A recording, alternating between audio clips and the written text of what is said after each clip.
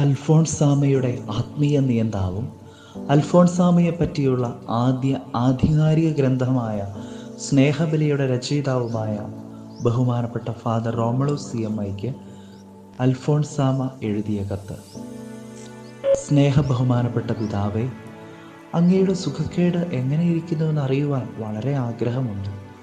നല്ല സുഖമില്ലെന്നറിഞ്ഞ ക്ഷണം മുതൽ ഹൃദയം തുറന്ന് ദൈവത്തോട് പ്രാർത്ഥിച്ചു വരുന്നു. ഈ സാധുവായ ആത്മാവിൻ്റെ പ്രാർത്ഥന അവിടുന്ന് നിരസിച്ചു കളയുമോ? സ്നേഹപിതാവേ, എനിക്ക് അങ്ങയെ ഒന്ന് കാണുവാൻ വളരെ അത്യാവശ്യമുണ്ട്. സാധിക്കുമെങ്കിൽ ഉടനെ തന്നെ വരണമെന്ന് ആഗ്രഹിക്കുകയും അപേക്ഷിക്കുകയും ചെയ്യുന്നു. അങ്ങ് എൻ്റെ യഥാർത്ഥ സ്ഥിതി മനസ്സിലാക്കുകയാണെങ്കിൽ നിശ്ചയമായും വരാതിരിക്കുകയില്ല.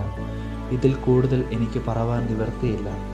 അധികം എഴുതുവാൻ ശരീരസുഖം അനുവദിക്കുന്നില്ല. അതിനാൽ ആശീർവാദം അപേക്ഷിച്ചുകൊണ്ടും അപേക്ഷയ്ക്ക് കൈയാണിച്ചുകൊണ്ടും അങ്ങയുടെ ജ്ഞാനമകൾ അൽഫോൺസ.